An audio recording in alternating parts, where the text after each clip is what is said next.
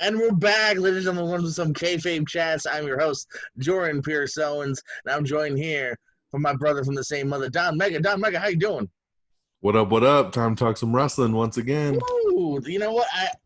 I thought this might be a short show originally, up to like a day ago, because I was like, we're talking Money in the Bank. Not much else has happened. And then, well, there's been a lot of stuff happening this last about 24, 48 hours in the world of pro wrestling. So let's get to it here. Starting off, let's go over Money in the Bank, big pay-per-view that happened on Sunday. Had the kickoff, of course, Jeff Hardy defeating Cesaro. Actually going over 13 minutes here. Decent kickoff match. It gave it some time. Obvious outcome, but that's because Jeff Hardy's back, which the only thing I want to say about that is, remember he already came back and like Russell Corbin, and then they took him off and then they hyped him back. A little bit of a weird, not a lot of forethought going into that return. He's returned twice now. But this was fine. Anything you got to say about this? I know I enjoyed it. I think it should have belonged on the card more than what was MVP versus. Yeah. That whole match. I was like, when I saw that those matches were added, I was like, why the hell is Jeff and Cesaro on the pre-show? It doesn't really make much sense. They've been hyping Jeff's return for like a month, and then like he goes on the pre-show. But I'm happy to see Jeff back. I really, really wish. What's bugging me about Jeff is in the interviews and the build-up, he was saying, this is Jeff Hardy 2020 style and like all this stuff, right? It was supposed to be this new and improved Jeff Hardy, and it's still Hardy Boy Jeff Hardy to me. Like, I haven't seen really anything different. They have got to give him his damn solo song back. I don't understand why he's just coming out to the Hardy Boys music. Do you want the old TNA one? Ride this to the top. No. I want the song he had when they broke the Hardy Boys up and he went solo and he became a world champion. He had his own theme song that basically kind of was the backdrop. The music was the Hardy Boys song, but it had lyrics and it had music that went to it. And I saw an interview pretty recently where he said like that song's coming back and it was going to be this whole big thing. And I thought, okay, perfect timing, right? His re-debut. And nope, it's still Jeff Hardy in the same pants from 1995 and the same shirt and the same white towel. 1998, 95, he was rocking the Rockers kind of thing. When he met up with Doc Hendricks and became the Brood, it's that outfit, So I mean, I'm happy to see him back. I just wish that he would change up a little bit. I mean, I've always preferred him over Matt, but at least Matt's being super creative and he's a different character every week on TV compared to Jeff that we get the same old. But him and Cesaro, great match. I mean, Cesaro, put him in there with anybody, you're going to get something pretty cool. So I thought it was a really good kickoff. Too bad not a lot of people watched it because nobody watches the kickoff. Hey, I always tune in for the kickoff here because sometimes you get a decent. Yeah, but we're diehards. There's a lot of people give no fucks. They're like, oh, the pay-per-view starts in an hour. I'm not watching a pre-show. Yeah, because 9 times out of 10, maybe not 9 times, but 8 times out of 10 is a match that, at least for the grand scheme of things, is not going to matter. They probably won't even talk about it on SmackDown like it didn't exist. I'll go ahead and definitely agree with you though on your Hardy thing. I like Hardy, good enough, but yeah, I'm very lukewarm about this return so far because there's just nothing new has been brought to the table. It's the Hardy we've seen these last 2-3 years, since he's returned Where's at Willow? Mania. So what? Where's Willow? Yeah, I mean something here. I mean that's why I definitely think Matt Hardy's been the better guy for a few years on this because at least he kind of elevates. Damascus. Go to the main show here, and they could have put this on the main show because one thing to talk about here is really quick, delectable pay-per-view. Not even 2.5 hours. I remember looking at the clock going, it's 9:20 something. Yeah. This thing is when done. The little logo popped up at the end. I was like, damn. After the second world title match, I was like, am I missing a match? Because I was like, there's got to be more to this pay-per-view. I'm not totally against it. I mean, I would say go a little more than 2.5. I agree. Let's not do 4 or 5 hours, but at least get to the 3. When Raw's longer than your pay-per-view, that's a little bit of a weird thing for me. But I was going to say that Raw's now longer. You could have thrown something else on here. I don't know if that's because it's an empty arena. Maybe they're like, let's do less. I don't know. Yeah, but 2.5 hours here. We start off with SmackDown tag titles. Kofi and Big E retain, defeating Miz and Morrison, Lucha House Party, Lindsay and Metalik, and the Forgotten Sons of Anarchy. A little over 11 minutes here. Fun match. It's the match that I figured we were going to get. A lot of people were saying we kind of got it on SmackDown, an 8-man tag. Now it's just everyone's against each other. Everyone hitting their moves. Everyone had their hope spots. There was I don't think you mentioned Miz and Morrison. You left out a whole team on that. No, I said, I'm pretty sure I said Miz and Morrison. I think you went right over it. Yeah. You were like Big E and Kofi retain against the Lucha House Party and the Forgotten Sons of Anarchy. I'm going to disagree. I'm pretty sure. We'll go back and watch the tape after, but I feel like there was no mention of my boys, Miz and Morrison. Hey, ho, ho. Well, best tag team of the 21st century. I mentioned them. I'm pretty sure. We'll see the feedback later. Fun match. Everyone hitting their stuff. At one point or another, it looked like everyone might get their belts. Oh, maybe Lucha House Party. Oh, the Sons. Oh, Miz and Morrison getting back. In the end, it's status quo. Big E and Kofi retain. What are your thoughts? I liked it. I mean, SmackDown's tag division is on fire right now, man. I mean, they're really great matches. They're kind of almost leading the brand at this point, which I love, because on Raw, you have the Street Profits and the Viking Raiders with maybe Ricochet and Cedric. And then now I guess Shane Thorne and whoever the hell the other tall dude is that they've officially moved. They've officially moved to the Raw roster, I guess. Because at first it was like, oh, they're just here from NXT to put on a match. And now they're there like every week. So I'm like, did they get promoted? So I feel bad for Shane Thorne.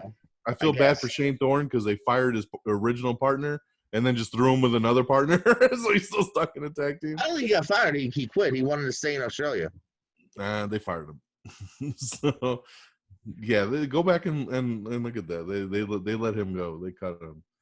TM 6-1. The Mighty in their last run. But yeah, so I always thought they were punking out Shane Thorne, so I'm glad that he's getting a little bit of a shot here. Yeah, for sure. I was afraid for him for a little while. I was very afraid for him because he's just been a jobber ever since they cut his partner. On December 14th, Mikey Nichols, the other guy, requested his release and was granted in order to spend more time with his family in Australia. Point for JO. That's one article you looked up. Look up some more. I love you. You will never admit you're wrong. Nope. Because I bet there's another 5 articles that say he was fired. Show me one. You won't find it, and you won't do it. He got his future endeavors. Sure. I know. He had a kid. He wasn't getting pushed. So I'm just saying Australia. But no, I've been really disappointed in the Raw division lately, but the SmackDown one is on fire, and this was another good match. Kind of looking forward to the Forgotten Sons getting the belts. I figured it was probably too early on this one because the New Day just got them back for the 8-time champs. And, so we'll let them run a little bit more, but I think it's going to be the Forgotten Sons time here real soon. I wouldn't mind it here. I always say go with them while they're hot and they're fresh, so I wouldn't mind if that is the ultimate transition here. Next up, as you mentioned, match of the night, Bobby Lashley taking MVP spot against R-Truth in about over a minute and a half here. The announcers made it seem like they were in on it. I've read it just like Lashley just took the spot, although it did kind of seem like they were in cahoots the next night. This is, it's whatever. R-Truth is funny at the beginning of this and actually delivers a really funny promo after, talking about how he's going after his belt and whatnot, looking at the photo. And Lashley looks strong, so I guess they succeeded in what they were trying to do. What do you think? Yeah, I mean, Pretty Ricky, he got me down. R-Truth. Was he Pretty Ricky in Money in the Bank? No, he wasn't. Oh, okay. Pretty Ricky made his debut on Raw again. Let's talk about that bullshit in a second. Yeah. I mean, R-Truth's great. I mean, the 24/7 7-Eleven I-95 South television championship. I'm glad he's gonna try to get his baby back. But yeah, it was what it was. They're doing a good job really trying to beef up Lashley and make him a credible, threat to whoever's in his way. And I like where they're kind of going with him and MVP. So I'm just curious if they're going it felt almost like they were going tag team kind of route a little bit on Raw, or I think MVP will kind of maybe be his new manager and take Leo Rush's spot. Try to take him to the top. Oh, poor Leo Rush. Show him the glutes, Bobby. Show him the glutes. I mean, it looks like he's starting to get stable here. I mean, unless we're done with Thorne and Vink already. They did lose a 6-man tag, but it looks like we got a little stable here. The MVP click. Who knew MVP was going to stick around this whole time? I know, right? Because he's not. I looked the other day. I don't think he's on the roster at all on the WWE.com. SmackDown Women's title was on the line. Bayley defeated no one Mina, then Tamina in 10 minutes 30 seconds here. This little bit of flubs towards the end here. I kind of thought maybe if there was ever a chance Tamina would get the belt, maybe it would be that night because I don't know if she'll ever get back there. It's taken this long for her first real shot that I can recall. But we didn't. Bayley retains. Maybe the right decision here. What do you got to say? This is okay. Yeah, it was okay. The match was all right. I thought for a second they might give Tamina the rub. She's somebody who's been on the roster for so long and has never, ever been women's champion. A little champion. thank you run that last 2 weeks to a month. Yeah, exactly. Yeah, just give her the belt, for a month and then, Bayley gets it back. Who knows? But yeah, no, she kept it. And just shout out to Sasha in that red dress. Yes, MVP of that segment. Next up, Universal title, Braun Strowman defeated not the Fiend, but Bray Wyatt, 10 minutes, 45 seconds here. Once I saw that this was Bray, not the Fiend, I was like, oh, okay, case closed. We know how this is going to work because I was a little torn on this match originally just because I was like, well, I don't want Braun's reign to be super short, but I don't want them to kill the Fiend again after the horrible travesty that was Goldberg. So this made sense. You put Braun over, he gets a one over Bray. You tease the Fiend, which is exactly what they did. They teased the Fiend at the end there here. The match itself wasn't bad. I mean, it was maybe even a little bit better than I thought it was going to be. Thought that they did all right with each other here. A little goofy with the mask, but they love theatrics, which we'll see later on this night. So what are your thoughts on Braun and Bray? Yeah, it was all right. Nothing great in my opinion. I wasn't really looking forward to this match just because it almost sets itself up to be a failure when it's just Bray. Like they built up the Fiend so damn much that I feel like when Bray just wrestles as Bray, you're just like, well, he's gonna get beat or he's gonna get his ass kicked, whatever. So yeah, I mean, it was pretty easy to tell what they were doing. They were just trying to stretch out his reign. I like the storyline, obviously due to the Wyatt family background. I like that they kind of brought that full circle and didn't really ignore that.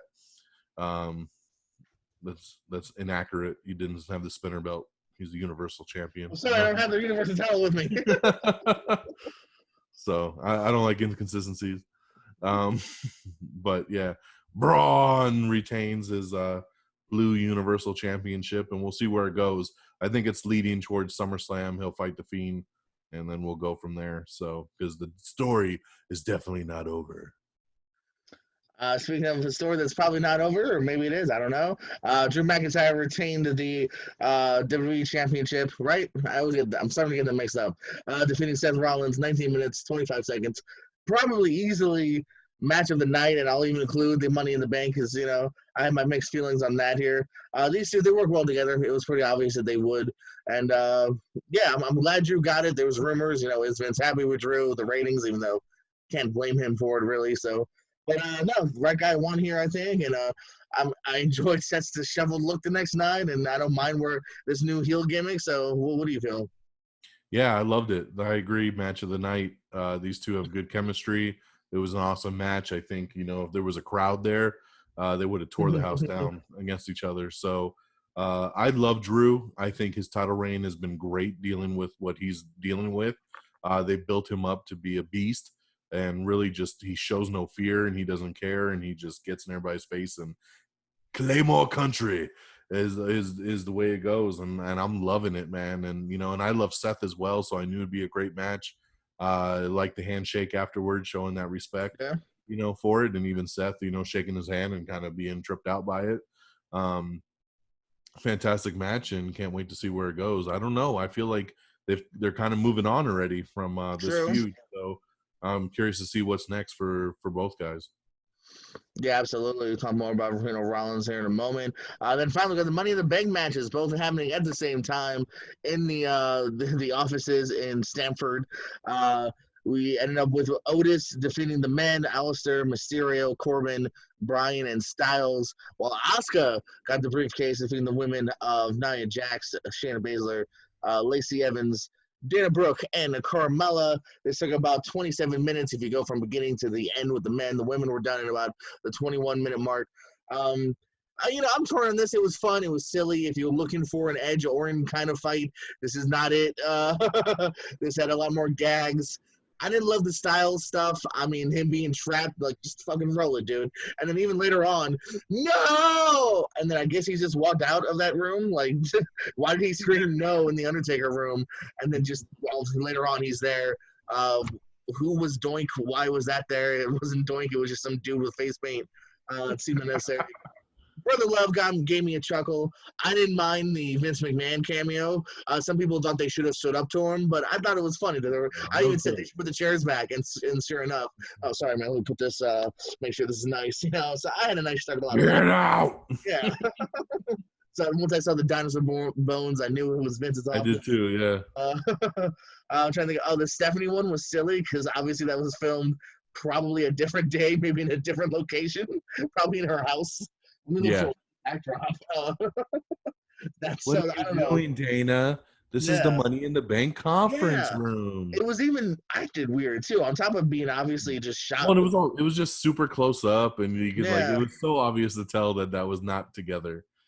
And that was the thing too, the direction, the editing of it.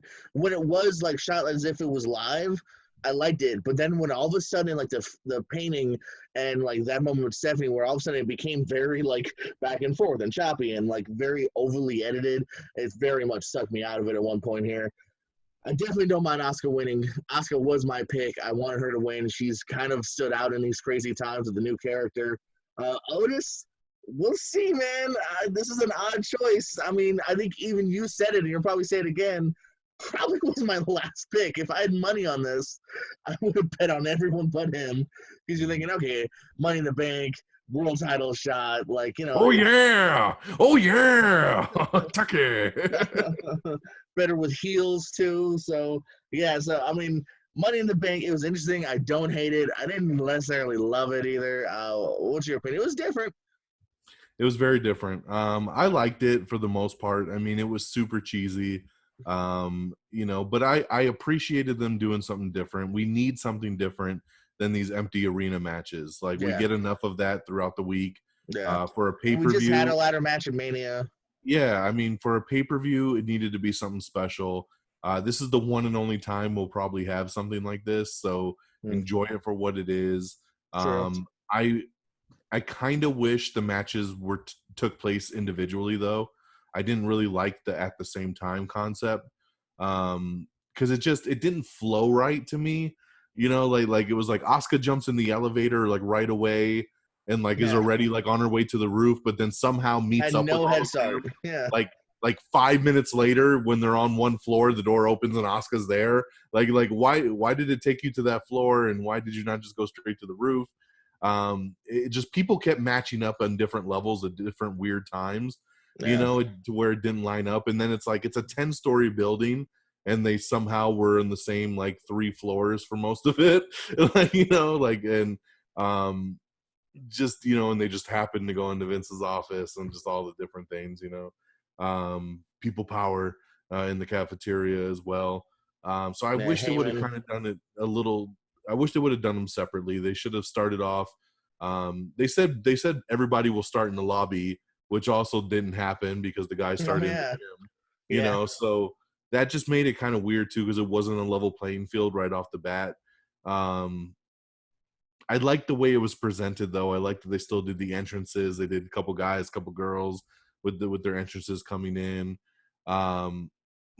My daughter loved it. She was so happy with this match. Like, she was just grinning ear to ear. She was like, "This is awesome. I hope every Money in the Bank is like this." Like, she was just like so stoked on it. And I'm like, this is probably the only time we're ever gonna see this. But for somebody like her, a little kid, I mean, they absolutely love this stuff. because it was entertaining, man. It was funny. Other than, it got played out real quick with the Otis trying to climb the ladder and the damn steps kept breaking. Oh yeah, I hated that back on SmackDown. I was like, they did it on SmackDown, then they did it again He's here, not and that it's like, fat. and it's exactly. He's not that big. Ladders can support people, and then just the fact that like every time they zoomed in on his foot, he was like, poof, like stomping with like all his weight just to try to break off the step, which was just so apparent. In the end of it, it was cool when they got to the roof, and then it kind of almost did become a regular match, which was really cool. But then same thing, then the guys and the girls are fighting. It didn't really match up. And then a lot of the girls didn't even make it to the roof. Like, I mean, like Carmella Shayna never made it. Like how did they not get to the roof at some point? We never see Shayna, Dana, and Carmella, I want to say. Yeah. Half of the group didn't make it. After the food fight. Which Dana got concussed. Dana almost died. She slipped her head and hit her head. Right? Is that the last we see of her? No, that was earlier on. Oh, okay, it was after the food fight. Like Carmella got power bombed through the table by Nia. Oh, that's how she leaves. Yeah. And then Dana, I think, got pushed into the soda machine, and like that was like is that pretty much the end of that. I don't know what the hell happened to Shayna. For somebody that's so unstoppable all the time, what the hell happened to her? Shayna went to the wrong building. Shayna took the wrong floor. Yeah, she went to Vince's office. I was hoping for a Triple H cameo. I felt after the Vince one that they would run into Triple H somewhere, and that didn't happen. But so going towards the end, first of all, Baron Corbin murdering Rey Mysterio and Aleister Black by throwing them off the roof, which was hilarious because they kept showing aerial shots and you could clearly see that was not the roof.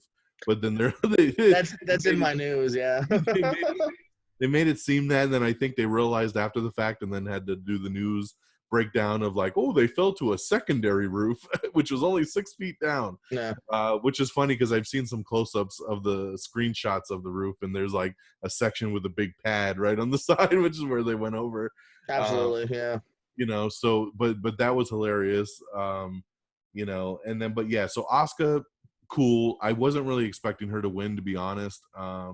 But I was okay with it. I liked it. I kind of was thinking Shayna Baszler was my pick originally, and then she didn't even make it to the roof.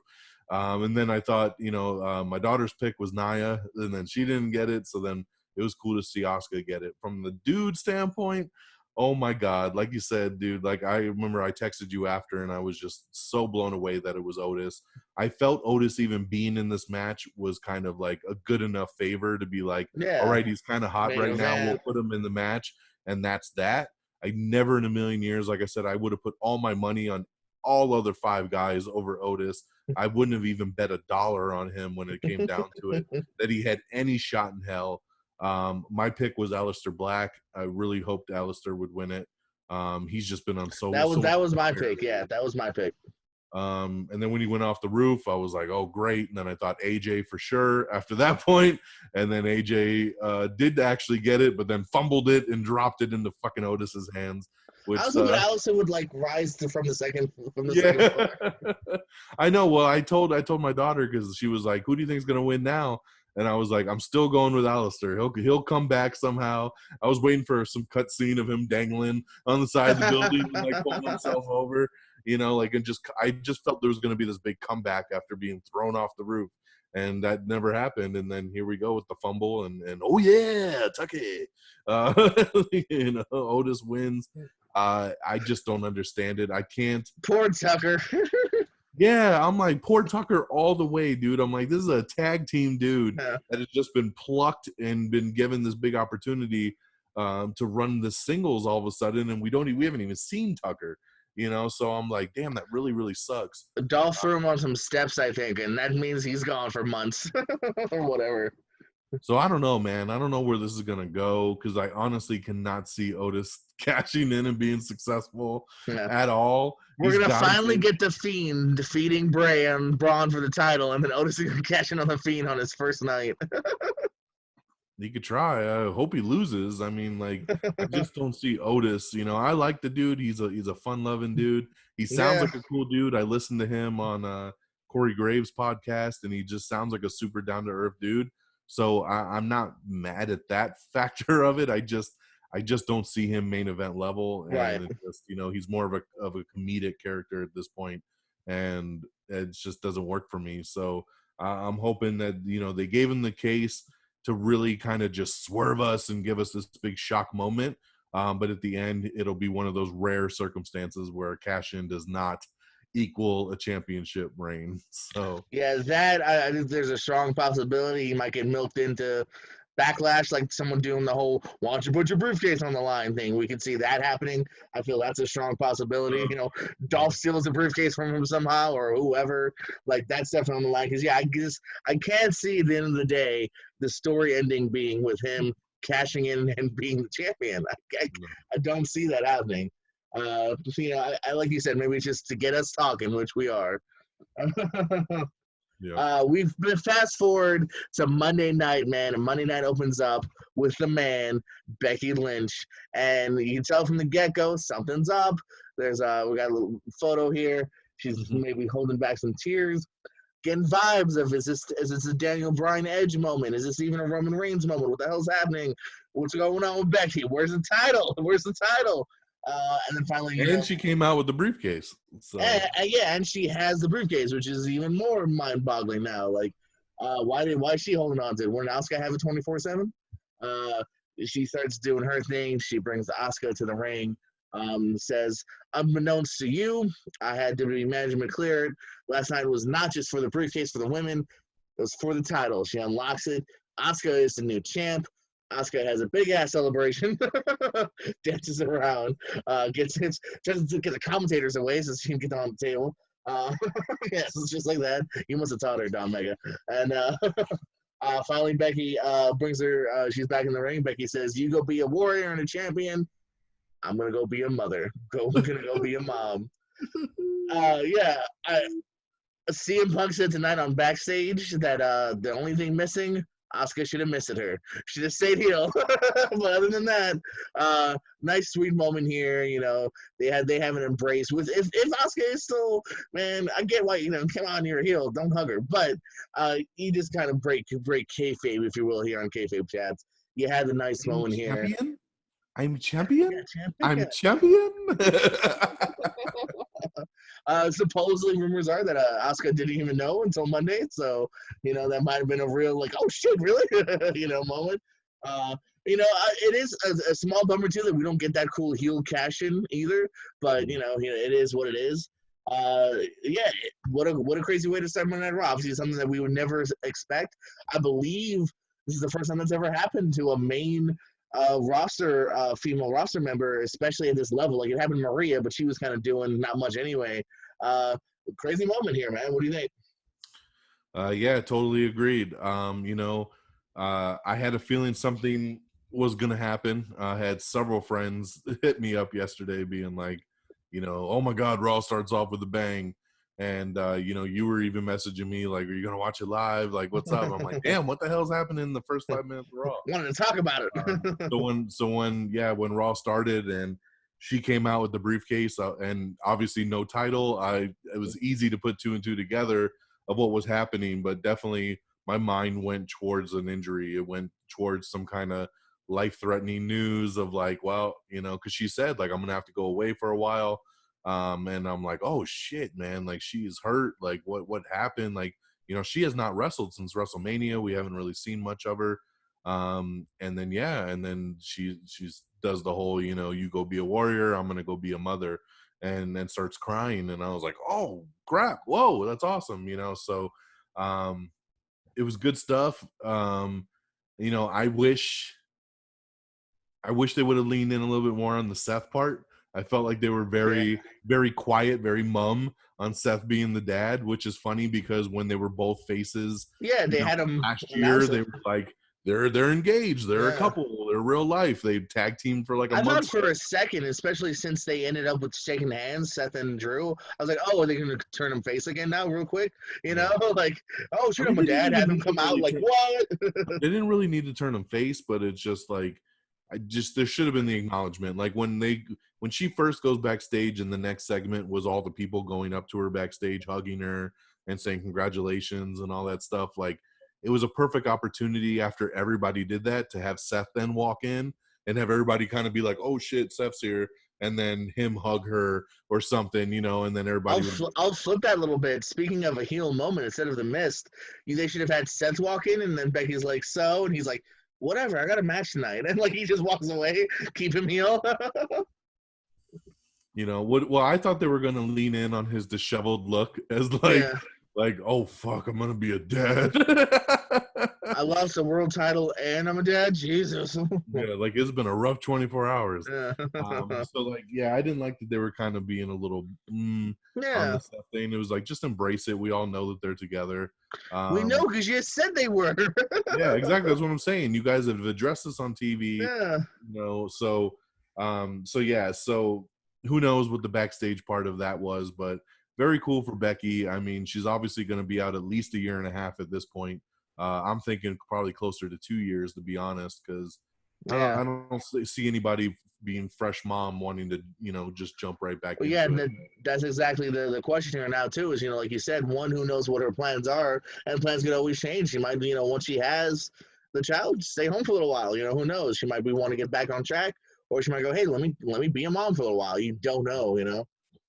Well, I think she's going to definitely want to be a mom for a little while. I think, you know, when you got 9 months automatically, and then, you know, you're probably going to have, you know, another year there at least, you know, for her to be a mom, and then to also just get back into fighting shape, you know, and just be ready to come back and to do what she wants to do. I definitely think she will be back.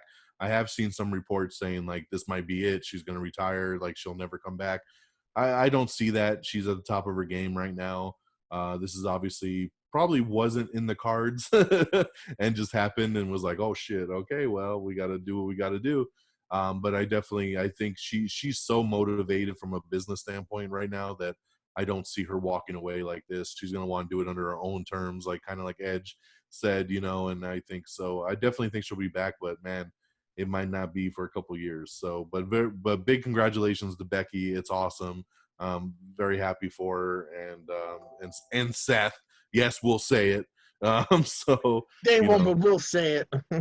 which they did at least have that one segment with Rey Mysterio telling Seth like, "Hey man, you know it's great to be a dad. Like congratulations." And then Seth just kind of ignoring him and kind of playing it off. But so they kind of addressed it a little bit, but you know we need some more. Definitely, man. Yeah, so yeah, big shout out, congrats to Becky here. Good luck on her future endeavors as a mother. Also on Raw, Lashley defeated Alberto Carrillo. Angel Garza defeated Tozawa. Tozawa, man, can't get a win to save his life on Raw. And then we saw the return of the Iconics.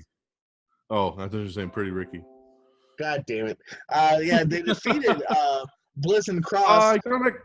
Probably their biggest win since winning the titles over a year ago, because I'm pretty sure they went from the winners to not being on TV much, losing non-title matches, then losing the title. So this is probably the biggest win they've had well over a year. They've been gone for a while, man. I've been wondering where they are. Good to see that they're back and probably now going to get at least a title shot. So, you know, we'll see them at least for a couple more weeks. How do you feel about the Iconics being back? Title, yeah, I love it. Title shot is confirmed for next Monday. Oh, there you go. Yep, super excited about it. Yeah, it was great. That was one of those moments. Once again, you know, my daughter's been getting super into it, so we're watching Raw together, and I heard the Iconic, and the music started, and I was like, oh my God, they're back. And like I actually had a little bit of a pop moment.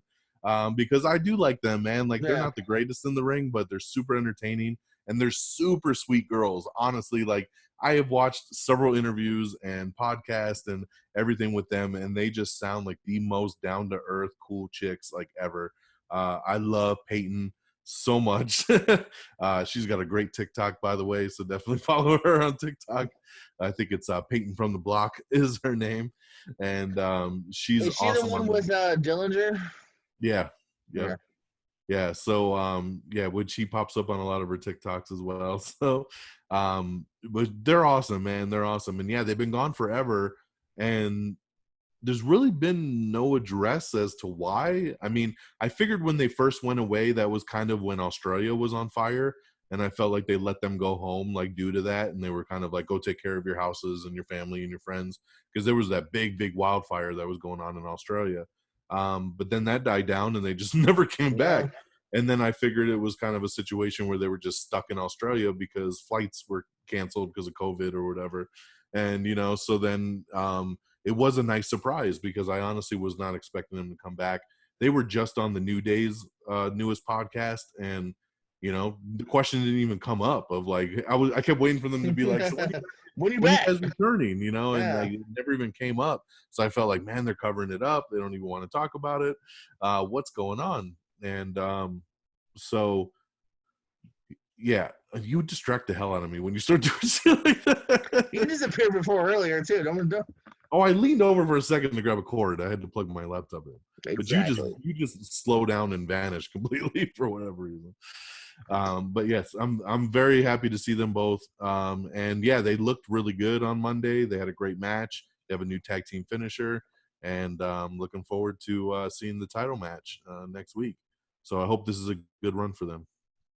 So as you said before a second ago, we now bleed into the next segment. It's another huge return. Pretty Ricky actually gets a win. Him and Cedric and Rico, sorry, I put the abbreviation when I write it down. Rico's back. No, Ricochet defeated the team of MVP, Shane Thorne, and Brendan Vink here. I'm surprised. I mean, if it's a new stable, I'd love the stable to get the win. They didn't. Pretty Ricky did. He was funny before he was Pretty Ricky. I enjoy that he's pandering to the non-existent crowd. Other than that, I don't know who brought this wrestle crap back. I mean, it didn't work last time we tried it back in 5 years ago, like whatever last time we saw him. So I don't know, man. I don't know. What do you think? It's stupid. I mean, I love Truth, but the Pretty Ricky thing's dumb. If they were going to bring anything back, I would like virtual Little Jimmy. Like that's just the best one. Hey, what's up, Little Jimmy? Like just talking to himself. Yeah, if anything, they didn't run enough with that. Yes. Just give me Little Jimmy back. But yeah, Pretty Ricky can go away. But yeah, it was a fun little match. I mean, what do you think though? I think we kind of glossed over this from earlier in the show, or maybe we didn't get to it yet. Was where do you think they're going with the beef already with Austin Theory and Angel Garza? Like they just started this whole team with Zelina and Andrade and all them, and then we see them backstage fighting, and then they go out and have that match, and then Angel Garza wins, but he is jabbing at Austin Theory the whole time, like I could do this all day and like and all week and all month and like all this stuff, and then like it was like, what the hell's that beef like, and why? I mean, the stable's barely been together for like a month and they're already like causing friction. Like I'm wondering where they're trying to go with that already. Yeah, that one's a real interesting one because that one is hard to decipher because it's a new stable. I think they're all better off as heels in that stable. So I mean, do you turn Garza face? Theory, I think, is definitely a better heel. So yeah, I don't really know. I mean, I think it's unnecessary, and I don't know if it's going to be a swerve or something that's dropped. Who knows? Sometimes they do these weird tension builds that go nowhere. But yeah, that one's it's a hard one to decipher on my end, man. And what about you? Yeah, that's what I'm saying. I was just like, it didn't make much sense that they were going that route with them already. But I was happy to see Drew come out and just Claymore kick everybody right after it. So that's always awesome. I like that he's built up that strong now that he could just take on 3 dudes at once. I'm just waiting for the champion versus champion, all belts on the line match so he could take the U.S. belt also. No, we don't need double champ, man. Yes, we do. Poor Andrade needs to get some damn wins. I want to see some double champions. Oh, winner take all at Backlash. Share the love, man. Share the love. I mean, he doesn't need to keep it. He could just give it up after and be like, I was just trying to prove a point. Is that your Drew impression? Yeah. Then we come to the match of the night, which is the Viking Raiders versus Street Profits in a 2-segment basketball match. I thought that shit was done. We come back from commercial break, and it's like, nope, we got more. Yeah, me too. It was 74-2. How the fuck was that not over? And then they went back to it again. I'm like, what the hell's going on? I mean, I don't know. For the most part, this was whatever. This could have been – I get it to a degree. They're trying to entertain, but, like, this definitely one could have been shorter. And then 2, it ends up being all a swerve because evidently the Viking Raiders and again overly produced spot where they're cutting, like they do in movies when all of a sudden a guy can, break dance, but you can tell it's not really the actor. Hanson's all of a sudden really good. So I don't know. And what's your opinion on? I gotta say the first basketball match on Raw. First of all, there's no Hanson because it's Eric and Ivar. Oh yeah. What do you think of Ivar? Use their real names here. Sorry, I was going Ring of Honor New Japan on you. Yeah, I don't know, man. I mean, it is what it is. It didn't need to be 2 segments. I enjoyed the first half of it. It was entertaining. Once again, Arya got a kick out of it. So, it was fun for what it was. It just didn't need to go that long. And I don't really need to. Like, what was the point at the end of the day of this? It was just for the Street Profits to prove that they could do something better than the Viking Raiders. They didn't, because the Viking Raiders evidently were better in the end. I don't know. I think I fast forwarded too fast because the second segment when it came on, all I saw was Ivar dunking it, and then that was it. And I was like, and then the Street Profits were all shocked. Like, so there was more to it than that? Just the setup of I forgot exactly how it was worded, but basically just the setup of them going like, "Oh, we're just screwing with you. We're faking it the whole time," and that's when you see Ivar all of a sudden, because they start off with like, "What is this thing?" They right. Oh, I get it. The ball goes in the hoop. So which means they're not modern day Vikings. They're cavemen, evidently, is what their gimmick is. Because they were nothing even in the hoop, and I guess later on they were like, "Oh, we're not as dumb as you think we are," or whatever the case was. Just basically them showing that. I guess they spent literally, because 72-12. How long did that take? I guess they spent an entire time lying. Is what we're supposed to believe. An hour's worth of a game or whatever long that is. So I'm also just a little bit disappointed too because of the Viking Raiders up to this point are these badasses. They're like the modern day, in a way, the Road Warriors as far as badass wise. And it seems like WWE just loves taking badasses and being like, now let's do some jokes. Like, can't we just leave them badasses? Is that not possible? I don't know. I felt the day they changed their name to the Viking Raiders was the day that all shifted to, or the Viking experience that it was for the week that it was. Yeah. The fact that they lost the War Raiders name just kind of sucks, and I think it really took a lot away for me because I just do not like the whole Viking thing, and it just seems super lame, and especially when they keep wearing those stupid headpieces. It just doesn't work. Well, I don't mind the headpieces. It's something different. It stands out like the Road Warriors and the spikes. I see what you're saying. It just comes off lame as fuck to me. I just don't like the whole Viking thing, and I get that they really are, and like that was part of their suggestion. Yeah, I know Ro is, or Ivar is. I just, I just hate that they had to change all that. They were already. I understood the name change from like ROH to WWE and to NXT, but they didn't change it in NXT, right? Didn't they just change on Raw? They were from changing from what their name was originally to NXT, because they were I'm spacing what it was now, but War Raiders. No, in ROH they were something different. They were War Machine. War Machine. Sorry. Yeah, so they were War Machine, and then I understood why they changed it because there was a dude named War Machine that was an MMA fighter that like beat his girlfriend and went to jail and all this stuff. So they didn't want that connection. Really? I forgot that. Yeah, so that's why they changed it to War Raiders, and I'm like, cool, got behind it. War, but then go to the main roster and all of a sudden they're the Viking Experience and then the Viking Raiders the next time.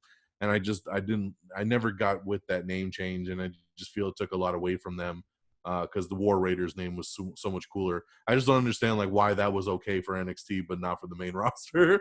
So supposedly it's a Vince thing. Vince is we can't say war, so which sucks is I would think like. Because it's just so funny that like they were a Viking Experience for a week. Like again, where's the forethought? Like where's putting some time and effort? If they're coming up in NXT, they know they're going to get called up. Like have that discussion beforehand, or I don't know. Did you hear the story about that? Huh? Did you hear the story about that day? Oh, maybe. Yeah. Because they were on, I believe they were on the Corey Graves podcast, and they talk about that story and like how they were called up. Like literally, it was like they were at home, like in Tampa or something, and they got that call like you need to be at Raw in like 5 hours, like get on a plane. And then one of them like missed their plane and like almost didn't even make it to Raw. And then when they got there, they were like, we need to change your name.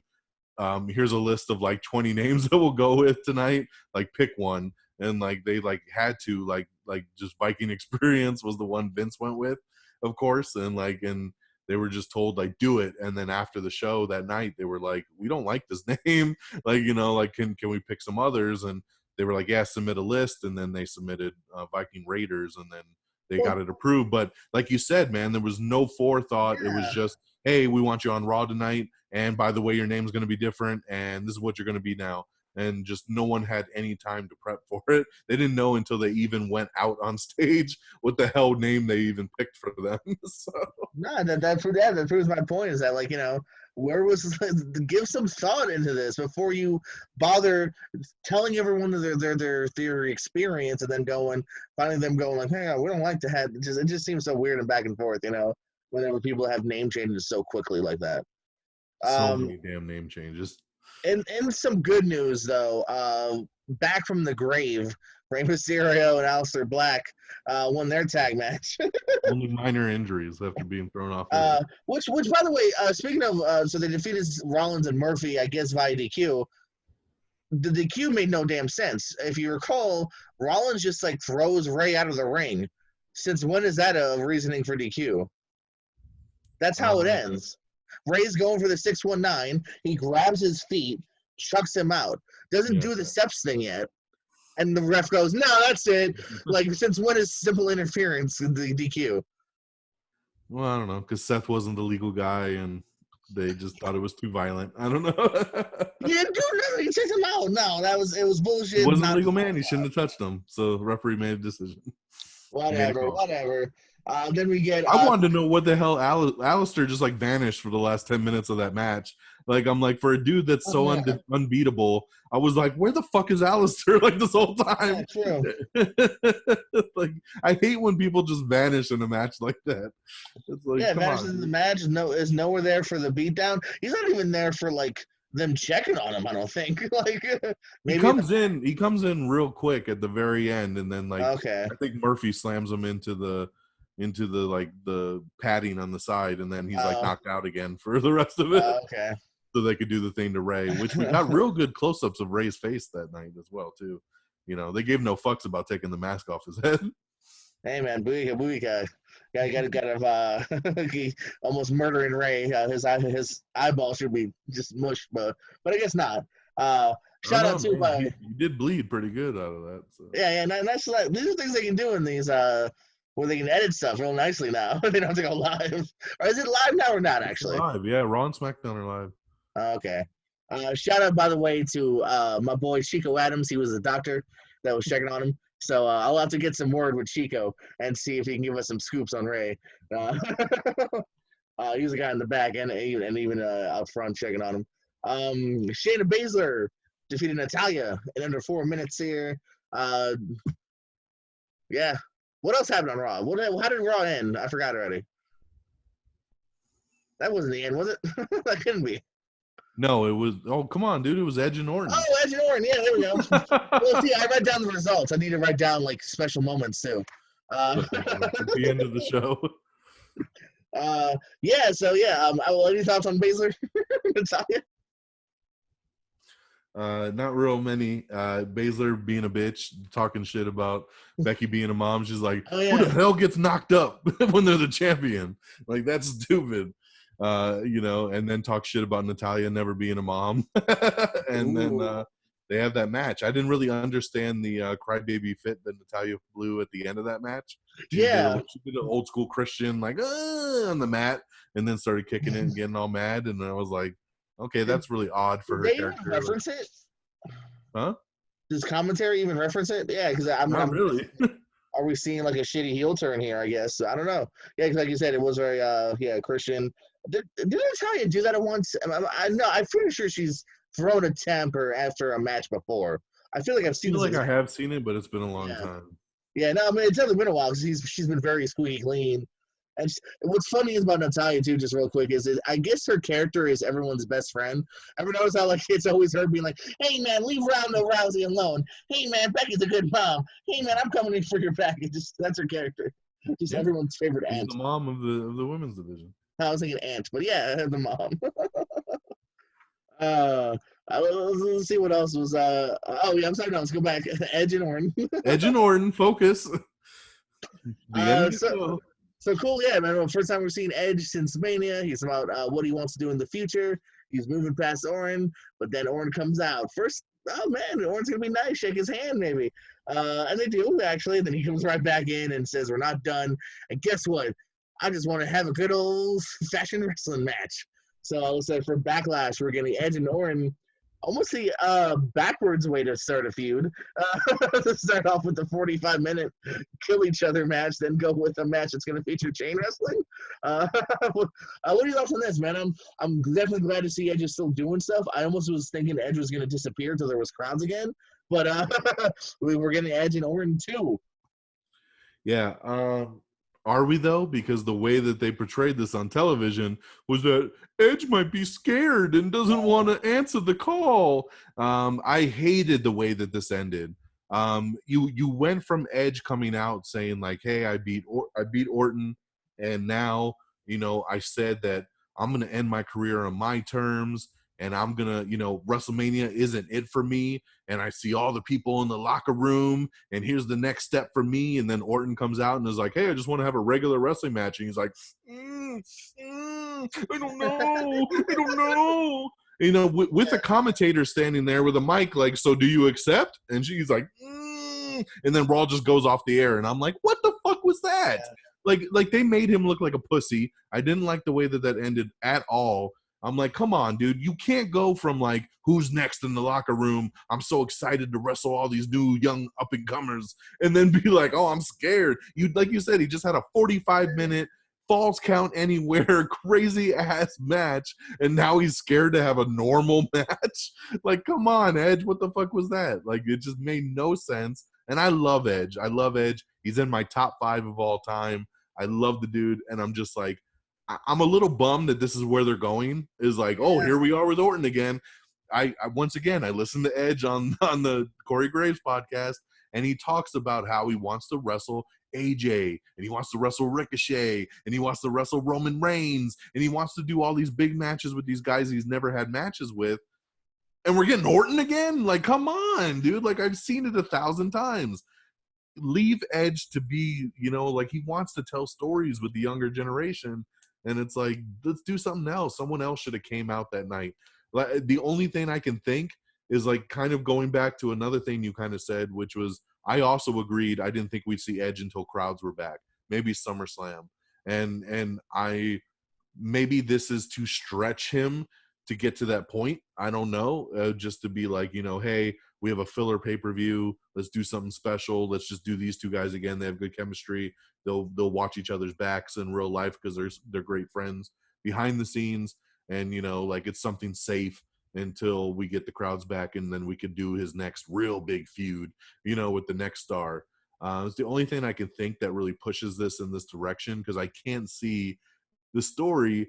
That was the ultimate ending for their feud, was that last man standing match. And then to be like you said, like, I mean, I like the way Orton kind of presented it, which was like, you did the Rumble, and then we did a last man standing match. That doesn't mean shit. You haven't really had a normal match in 9 years. I don't think you can hang with me in a normal match, and so, I see what they're doing, but I wasn't a big fan of the setup, and I just did not like that Edge couldn't. He should have just right away just been like, "You're on, like, no problem, like, I'll kick your ass." Like, I didn't understand the whole lookaways and the whole like I'm gulping. Sure. Yeah. What do you think, Edge? Oh, I guess we'll have to wait till next week to find out your answer. I think that's why, like, unfortunately, I think it was probably just an overly written segment where they were like, all right, and then we'll fade to black what great tension we'll have. You know what I mean? Because, no, you make a great point. It was kind of odd that, like, they just had this killer match, and then now Edge is going to be, like, trepidatious about having a good old, regular match. Yeah, it was odd how they presented it, Like you said, I get where Randy Orton came from. Just the way Edge responded was odd. So, and like you said too, man, I mean, who knows how much longer we have Edge? Are we gonna have Edge a year, 5 years, 2? Like his, and when we do have it, it's probably gonna be for most pay-per-views. Maybe later on we'll get him for a couple Raws. Give me the Ricochet. Give me the Styles. Let's see if Christian can lace up those boots. Have a good old tag match with the New Day. Like, I want to see him and Drew. Like, I want to see, I want to see him and Seth. Roster, man. Oh, Seth would be fucking awesome. There's such a great roster now, and like not even a knock against Orton. All right, that makes sense as that first feud, and it was built up great, and that match was great. But like you said, we've seen it. I'm like, don't, even if it was AJ Styles and this was this rematch with AJ, be like, oh, okay, cool. But who else we got? Like, just give me something else. That's all. Do you think they're leading towards AJ and Undertaker again? Like maybe for SummerSlam? I mean, they I feel like they keep teasing. He was watching the little thing backstage and he got mad and he threw the popcorn at the TV and all the stuff on Money in the Bank. I feel like they're not letting it go that he wrestled Undertaker. No. So I feel like they're gonna do that again. Maybe it's possible. I mean, I'm sure right now the hopes is maybe Mania, or not Mania, but SummerSlam could still go live. That would be a great drawing match. Or they could do a normal match now. Who knows? And like you said, they're definitely hinted at it at Money in the Bank that it's not over. And some sad news, my boy Sami Zayn. We don't have a cruiserweight champion now. We don't have an Intercontinental champion. They stripped him of the title. I don't know if this has to do with the rumors of Zayn has been one of the guys to opt out of wrestling. Maybe he doesn't feel safe. I don't know if it's who he lives with, traveling, whatever the case is. But no, that's probably. Well, I guess that probably is why he's losing the title now. No mention of injury or of any kind. Just now we're gonna have a tournament now. So, what are your thoughts on this? And any people on the top of your head who might win this? This is SmackDown, right? So SmackDown. SmackDown, yeah. I mean, this is semi-breaking news. It just happened a couple hours ago. I had a feeling it was coming. I had just read that Sami had told management, like, I'm not coming back, until this stuff is kind of blown over. I don't want to be here. He's one of those guys, and they're not forcing him to come to work, and that's his choice. But he is a champion, and as we know, you got to defend every 30 days, or you're going to get stripped unless you're Brock Lesnar. So, he can't defend, and they need to have that belt back, man. I've been missing the IC title on SmackDown. There's definitely been a hole there, and I'm glad. So he's stripped, and now we're going to have a tournament that starts on SmackDown Friday. First thoughts, Corbin, possibly. They're really trying. I know they're doing this crossover match with him and Drew next week on Raw, which is really interesting too. I forgot about that. Yeah, and I think Charlotte's going to be on SmackDown this week, so they're advertising these weird kind of crossovers. But Baron needs something, man. I mean, he's definitely on a roll as king, but he needs some gold, and I don't know if he's going to get the Universal title anytime soon. So he is a former U.S. champ, so it'll be something different, something unique to put the IC title on him. If not Baron, it's probably going to be, maybe Daniel Bryan, something like that along those lines. I would even be down to like Elias or something, give a push to somebody fresh and new. So be curious to see how the tournament sets up. Maybe Cesaro. Like who knows where they go with it. No names, no brackets. No. This is just, like I said, the news just broke, so no, we don't have any breakdown yet. But yeah, I'm just glad to see we'll have a new champ. I hope they don't stretch this tournament out to be like all the way to Backlash or something, and then the finals. I'm sure it probably will be, but I prefer, like, they should just do a one-night tournament and SmackDown Friday with a new champ. I don't mind the finals being at a pay-per-view. To me, that makes it more, a bigger deal than just finishing up on SmackDown one night randomly. So I don't mind that.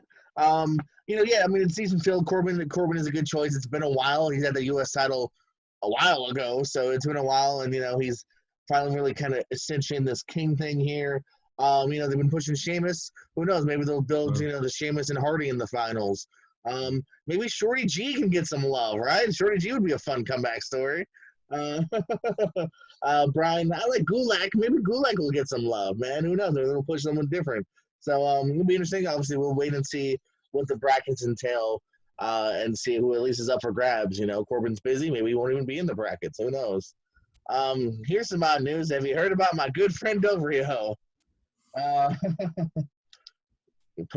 Why Del Rio?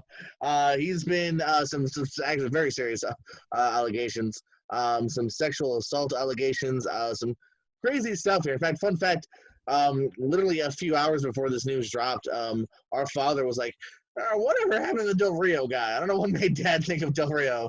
And, and then later on, I was like, hey, I got an update on Del Rio. Yeah, so this is kind of crazy. I mean, the last few years of this dude has been crazy. 2 different runs with WWE, both of them kind of falling apart at the end there. A really, really shitty way to leave TNA Impact a couple years ago, right before a big pay-per-view, if I remember. Dating Paige, leaving his family to be with Paige. So, yeah, I mean, any thoughts on the developing Del Rio story? I mean, if he's convicted, he's gone for a while, and he's definitely blackballed. Yeah. WWE, at least. Yeah, I mean, I don't want to spend a lot of time on this douchebag. So, I mean, he deserves it. I mean, this goes back to the Paige thing. I mean, Paige talked about how he was abusive and, it tracks so far. Treats women, so it definitely tracks. And here we are again. So, good riddance, goodbye, send him to jail. Yeah, I mean, and no matter how long he stays here, man, like that's definitely, he's done with any major company now. No one's going to touch him, and rightfully so. Interesting news here. This is not the hacker for SmackDown. It's Sami Callihan, and he says WWE stole that idea from him. He accuses WWE of ripping off the mystery hacker deal. If you remember briefly in NXT, when he was Solomon Crow, he was kind of starting a similar gimmick, and even recently in Impact, he's kind of restarted that gimmick now. Is any validation? I don't know. It's almost 5 a.m. Is any validation of this claim? There has been similar stories in the past of other wrestlers saying how they brought ideas to the table, been told no, just for that idea to be used for someone else. So, this is just maybe them rehashing it or taking it. What do you think? Yeah, I mean, I'm sure the thought is there. Who cares? I mean, he just, he had an opportunity to run with it. He kind of was doing it in NXT, and he left. So to me, that's fair game for anybody else that they want to throw that to. So I'm just not thrilled with the whole hacker thing. I know some people are loving it. I'm just like, I don't get it. Like, it's not really telling you anything. The last couple clips that they've been doing of it, once again, is just popping around and showing different pictures of the roster. And then it's like, the truth will be heard. And it's like, okay, fucking do something. The only thing that's done is the Mandy and Sonya thing, and then outside of that, it's just been the same old every single week. And I'm getting tired of it. Like, I mean, how long are we going to do this before we reveal who this is? I still think it's Mustafa Ali, but we'll see, we'll see where it goes. You make a really good point. I'm not in love with it. I don't hate it either, as long as my fear has always just been, WWE tracks with finishing their storylines in weird ways sometimes. I was saying on the show last week about some great 2019 storylines that were dropped. Remember Shelton Benjamin staring at the camera weird? Just up and down, left and right, nothing. The whole Rowan and the mystery box thing ended in a stupid way. Remember Daniel Bryan had a big major announcement to make? And came to the ring and didn't say it and walked away, and then came to the ring and then they just made a tag match, and then that was dropped. Mojo Rawley having cracks on his face and blue face paint for 3 to 4 weeks, just so my fear is just that it's going to get dropped like GTV, whatever that was back in the day. But you made an even funnier point about, other than the Otis thing, this guy's done nothing. He's just he hasn't exposed anything. If every SmackDown he exposed something backstage, or New Day talking shit about each other behind their backs. I was gonna say you found out Alexa Bliss is shit talking Nikki the whole time, Yeah, they're like that lazy ass Xavier Woods, and we don't ever want him back.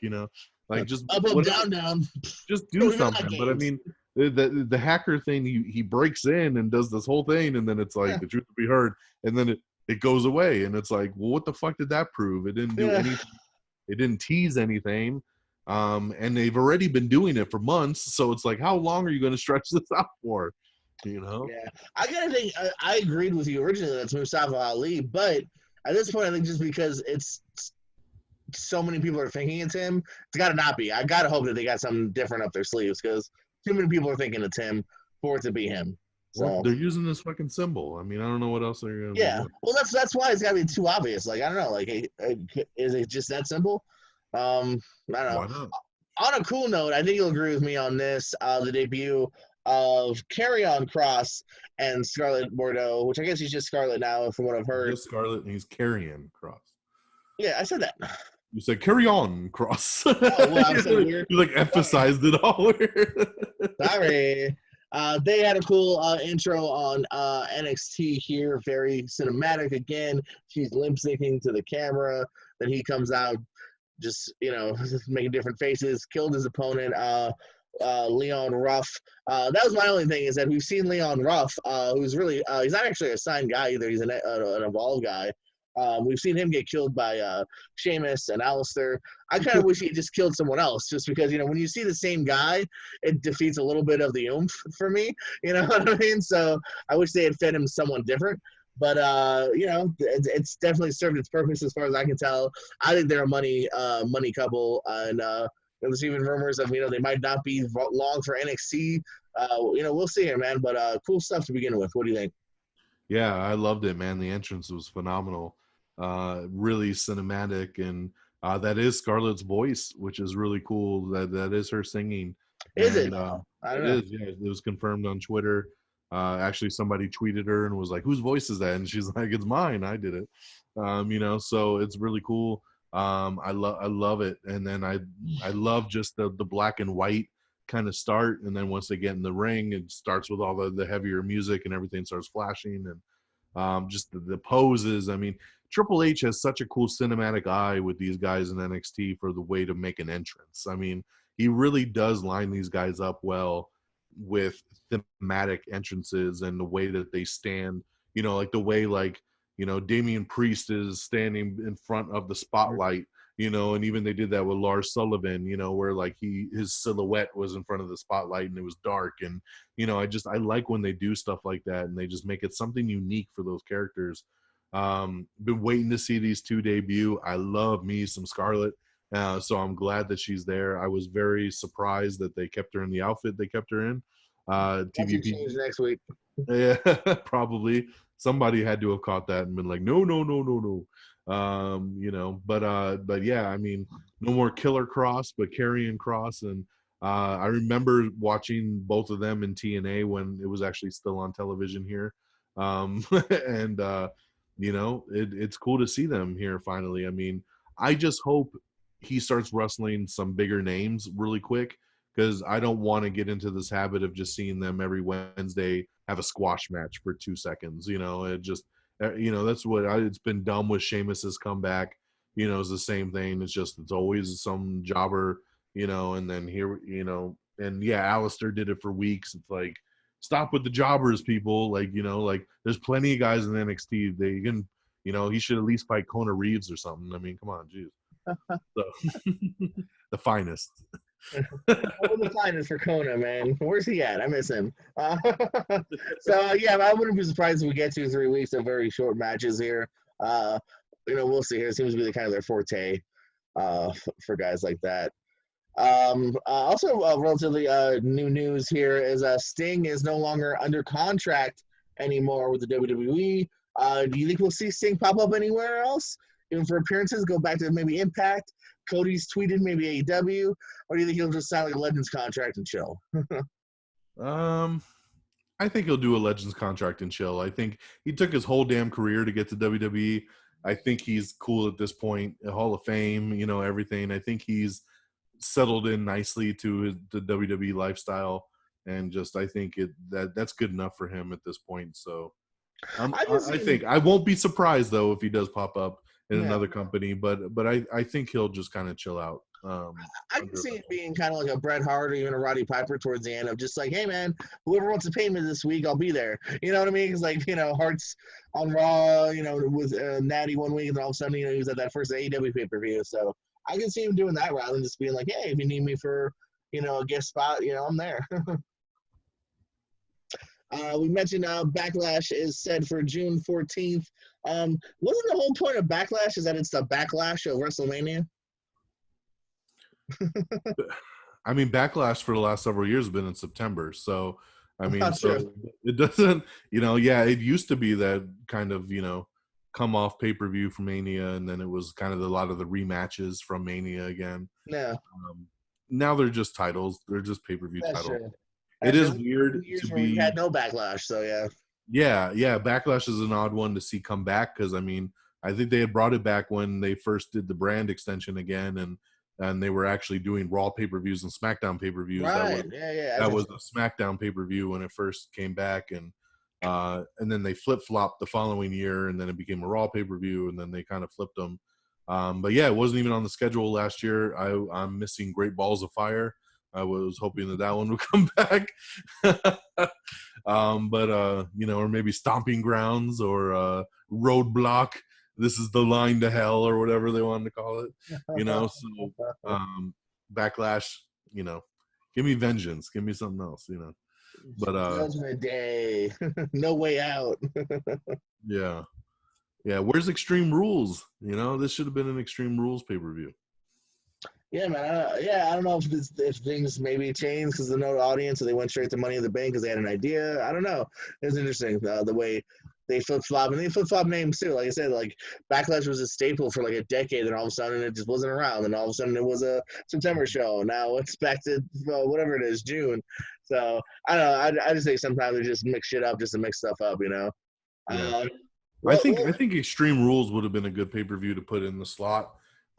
Especially with no crowd, because it would have been entertaining just to have a bunch of, true. No rules, anything goes. They could have done more cinematic matches. They could have done a rooftop match. They could have done, a gym match, and just, they could have done a lot of different things around the Performance Center that would have been interesting. True. And I mean, they still might throw something in for Backlash. I wouldn't be surprised if we saw again something at Backlash a little off the cuff. So, Mr. DonMega.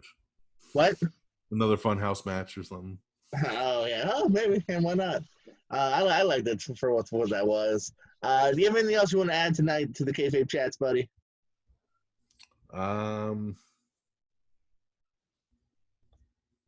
We were talking, I know the last time I was on, we were kind of spitballing about 205 Live. And if you've been watching these last couple of weeks, they're not even doing matches anymore. Nope. They're just talking down memory lane. The Cruiserweights are talking about their favorite matches, and then they're showing old matches. So it's been interesting that's been the direction for 205 lately. I'm not really sure why, but I did want to shout out Jeremy Borash made his TV debut. On 205 Live this week. Borash was there the first 15 years of TNA Impact. He even was a former WCW guy. I actually got to do a seminar with him recently. Really intelligent guy. Very smart about, obviously he's smart. He's worked with some of the biggest companies ever. He's got a real good, clear vision here. So kind of cool seeing him on TV for the first time. I wasn't sure if he would ever be an on-air talent, and now he is, at least for the time being. So yeah, I thought it was cool to see him on there. I didn't really watch much of it because I don't know. Like rerun matches are cool, but like I want to see something new. Yeah, no, I agree. I'm like, how long are they going to stretch this out though? I'm not really sure what the reasoning is behind doing this with 205 right now. Just gotta keep checking out new content, even though it's not new content. They should move the damn tournament to 205. They got so many damn matches in this cruiserweight interim cruiserweight tournament. Why not be sped up a little bit with that? Yeah, and why not do a couple on NXT and do a couple on 205? The thing that confuses me too is we're not. I mean, I like you said. Okay, so we are live with things, but we obviously have a lot of time before and after. Because it doesn't matter if the crowd leaves; there is no crowd. Why not film another 2 to 3 matches? You know what I mean? You obviously have enough people in the back from NXT, Raw, and SmackDown.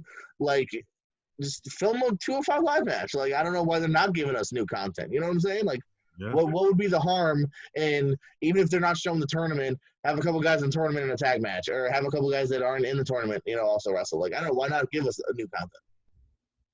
I don't know. What do you think about the new evil versions of Candice and Johnny Gargano?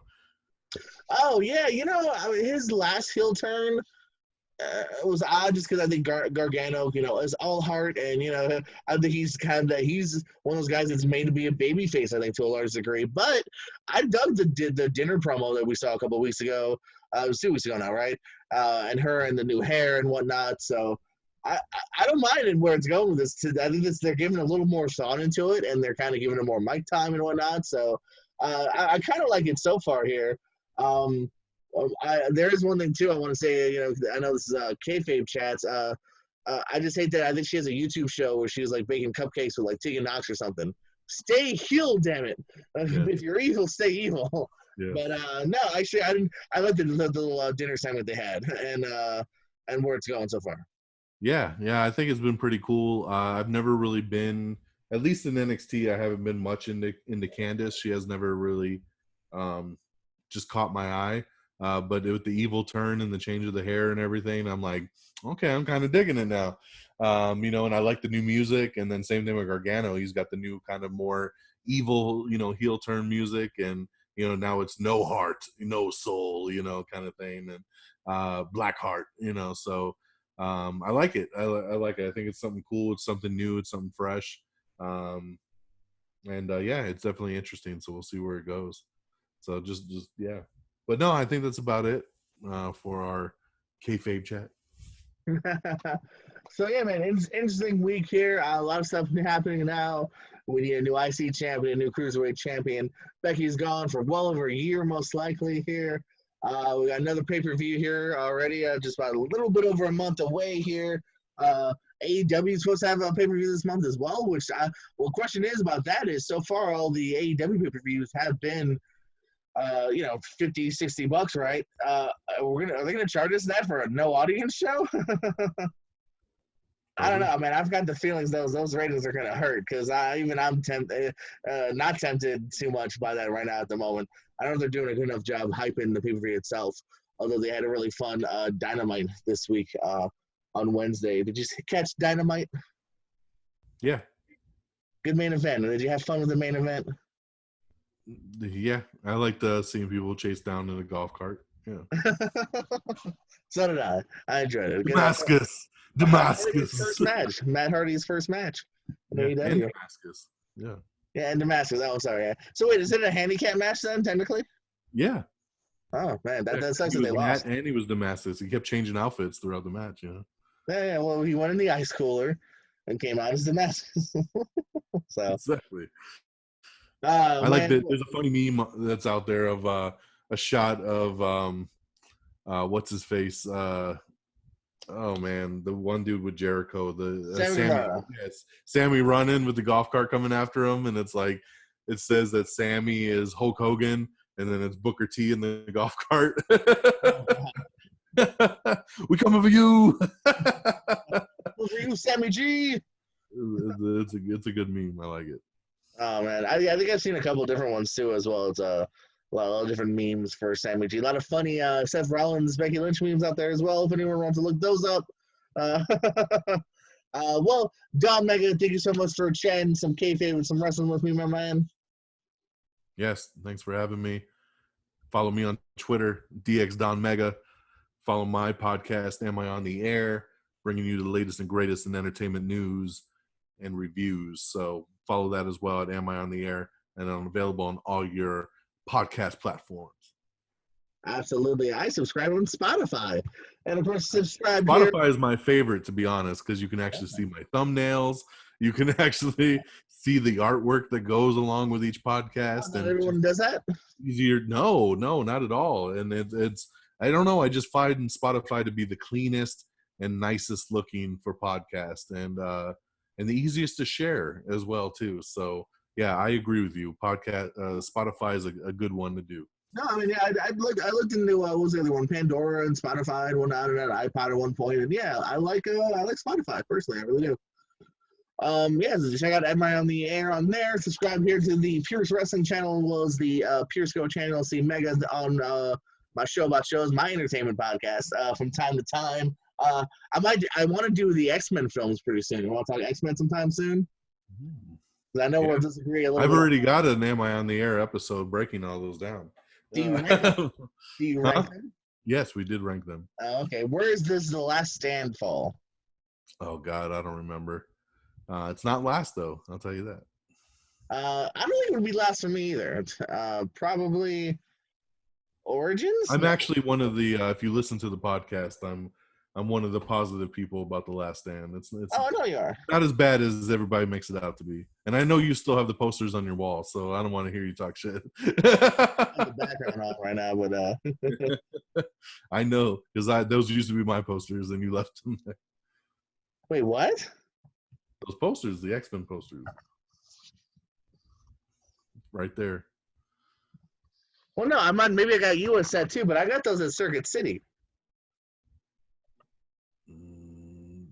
Yeah, no, like that used to be my room, and I had those right across the top, right where they are, and you just left them there.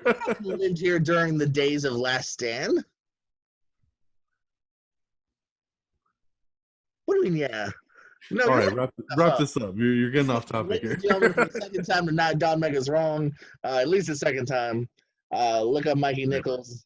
Never. Last Stand. He's in Legends since like '98. He's got the Last Stand posters from 2007. Anywho, DonMega, it's always been a pleasure talking to you. For Braun Strowman, myself, and the rest of Kayfabe Chats, keep on watching wrestling, keep on chatting, and as always, keep it Kayfabe. You're wrong, DonMega.